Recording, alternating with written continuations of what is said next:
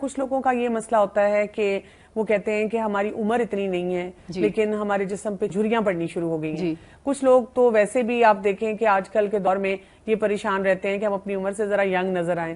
اور اگر آپ مارکیٹ میں جائیں جہاں ایک طرف یہ بیوٹی کریمز اور اس قسم کی چیزوں کی بھرمار ہے, یہ اینٹی ایجنگ جو کریمز ہیں اور اینٹی رنکل کریمز ہیں یہ بھی بہت زیادہ مارکیٹ میں آ گئی ہیں اور لوگ ان کو استعمال کرتے ہیں, ڈے کریم, نائٹ کریم اور فلاں یہ الٹرا وائلٹ لائٹ سے بچنے کے لیے. تو اس کے لیے ہمیں کیا کرنا چاہیے کہ ہم ان چیزوں سے, آرٹیفیشل چیزوں سے اپنے آپ کو بچا سکیں؟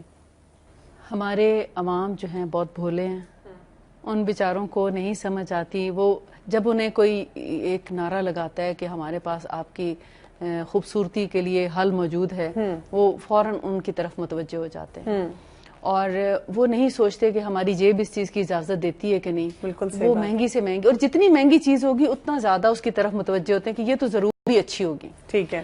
حالانکہ اگر آپ مسنون چیزوں سے رہنمائی لیں, ہماری ایسی بہت سی چیزیں ہیں جن کو استعمال کرنے سے رنکلز بھی ایون نہیں پڑتے چہرے پر. اب دیکھیں, ایک تو ہے ایج فیکٹر. اگر آپ 70 سال کے ہو گئے ہیں تو کیا پھر بھی رنکلز نہیں پڑیں گے؟ پڑیں گے نا, وہ تو ایج فیکٹر ہے. کیونکہ آپ مان لیں کہ اب میری یہی عمر ہے, میں 50 سال یا 30 سال کی نہیں لگ سکتی یا نہیں لگ سکتا. جی ہاں, لیکن اس میں کچھ چیزیں ایسی جیسے شہد ہے اور یہی انگوری سرکہ پیور والا, سٹرک ایسڈ والا نہیں, ٹھیک ہے, اور نہ ہی ایپل سائڈر ونیگر. ان دونوں کو یعنی انگوری سرکہ اور شہد کو ہم وزن ملا لیں.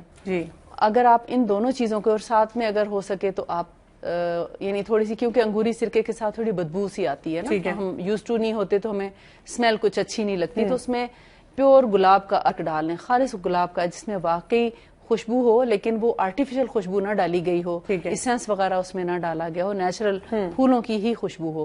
ان کو ملا کر اگر ہم چہرے پر لگا لیا کریں, رات کو اگر لگا کے سوئیں ہر روز, تو آپ دیکھیں گے کہ آپ کے چہرے کی جھریاں اور رنکلز جو ہیں وہ بہت حد تک مینیج ہو جاتے ہیں. ٹھیک ہے. لیکن ان کو بھی لگانے سے پہلے چہرے کا دھونا اور پھر اس کو ہلکا تھوڑا تھوڑا خشک کرنا بہت ضروری ہے.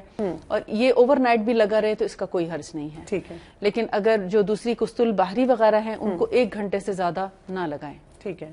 یعنی کہ ہمارے پاس بہت سمپل راستے موجود ہیں اور وہ لگانے کے طریقے بھی بڑے آسان ہیں, اور ہم اپنے آپ کو زیادہ اچھے نتائج حاصل کر سکتے ہیں. بہت سی آرٹیفیشل پروڈکٹ سے اپنے آپ کو آسانی سے بچا سکتے ہیں, اپنا خرچہ بھی بچا سکتے ہیں, اور اس کو ایک عبادت کا طریقہ جو ہے جو کہ ہماری سکن کے لیے وہ بھی اختیار کر سکتے ہیں. بہت بہت شکریہ آپ کا. تو ناظرین, ہمیں آج یہ پتہ چل رہا ہے کہ سکن کیئر کے لیے بھی ہمیں طب نبوی میں بہت سے طریقے ملتے ہیں, لیکن جہاں سکن کی بات ہو یاد رکھیے گا کہ ایک وہ جملہ بولا جاتا ہے نا کہ بیوٹی از جسٹ سکن ڈیپ. اصل انسان کی جو چہرے پہ گلو آتا ہے وہ وضو سے آتا ہے, وہ اللہ کی عبادت سے آتا ہے, اور اپنے اعمال کو اوور آل درست کرنے سے آتا ہے.